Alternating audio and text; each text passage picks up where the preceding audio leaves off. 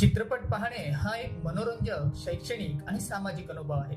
चित्रपट आपल्याला नवीन गोष्टी शिकायला आणि जगाला एका वेगळ्या दृष्टीने पाहण्यास मदत करते. चित्रपटांद्वारे आपल्याला नवीन संस्कृती, जीवनशैली आणि एका नवीन विचारसरणीची ओळख होते. तर मग ह्या चित्रपटाची सुरुवात कशी झाली, भारतातील पहिला चित्रपट कोणी बनवला, त्यासाठी त्यांना काय करावे लागले, ह्या सर्व प्रश्नांची उत्तरे ह्या व्हिडिओच्या माध्यमातून आपण जाणून घेणार आहोत. अनेक प्रतिमा गतिमान पद्धतीने प्रक्षेपित करून मोशन पिक्चर्स म्हणजे चित्रपटांची सुरुवात झाली. भारतातील पहिला चित्रपट दादासाहेब फाळके यांनी प्रदर्शित केला होता. दादासाहेब फाळके, धुंडीराज गोविंद फाळके यांचा जन्म 30 एप्रिल 1870 रोजी त्र्यंबक येथे झाला. त्यांनी सुरुवातीच्या दिवसात छायाचित्रकार तसेच प्रिंटिंग प्रेसचा देखील व्यवसाय केला. त्या काळात आपल्या देशात ब्रिटिशांची सत्ता होती, त्यामुळे भारतात देखील विदेशी चित्रपट प्रदर्शित होत होते. मुंबईच्या एका चित्रपटगृहात लाईफ ऑफ ख्राइस्ट नावाचा चित्रपट सुरू होता. मात्र दादासाहेब काही इतरांप्रमाणे केवळ मनोरंजनासाठी चित्रपट पाहायला जात नव्हते.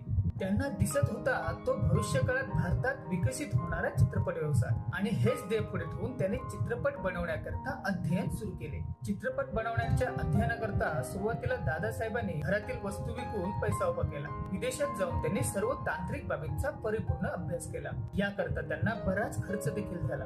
आता वेळ होती ती चित्रपट बनवण्याची, आणि त्याकरता त्यांना बऱ्याच प्रमाणात भांडवलाची आवश्यकता होती. ह्यावेळी नेहमीप्रमाणे त्यांच्या मदतीला धावून आली ती म्हणजे त्यांची पत्नी सरस्वतीबाई. स्वतःचे दागिने सावकाराकडे गहाण ठेवून सरस्वतीबाईंनी दादासाहेब फाळकेंना भांडवल उभे करून दिले. चित्रपट कलाकारांचे मानधन, त्यांचं राहणं, त्यांचं जेवण, चित्रपटाचा सेट अशा बऱ्याच गोष्टींना खर्च होणार होता. एक ध्येय समोर ठेवून आपली पत्नी सरस्वतीबाई आणि काही सहकाऱ्यांसमवेत दादासाहेब फाळकेंनी पहिला भारतीय चित्रपट प्रदर्शित केला.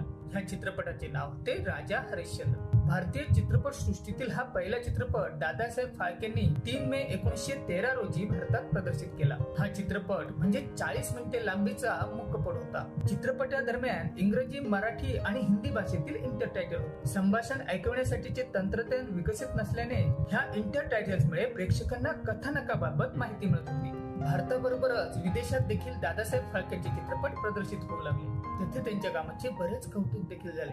चित्रपट व्यवसायात विदेशी गुंतवणूक करणारे भांडवलदार दादासाहेब फाळकेंसोबत काम करण्यास उत्सुक होते. विदेशात चित्रपट करण्याच्या ऑफरही देण्यात आले. मात्र दादासाहेबांना ते काही मान्य नव्हते. दादासाहेबांना भारतातच चित्रपट सृष्टीचा हा व्यवसाय मोठा करायचा होता, त्यामुळे त्यांनी विदेशी गुंतवणूकदारांना नकार दिला. आणि आता भारतीय चित्रपट व्यवसाय किती यशस्वी झाला हे आपण पाहतच आहोत. याचमुळे दादासाहेब फाळकेंना भारतीय चित्रपट सृष्टीचा जनक असे म्हटले जाते. चित्रपट सृष्टीत दिला जाणारा सर्वोच्च पुरस्कार दादासाहेब फाळके यांच्याच नावाने दिला जातो. भारतीय चित्रपटांबाबतच्या ह्या व्हिडिओबद्दल तुम्हाला काय वाटले ते कमेंट बॉक्स मध्ये नक्की सांगा.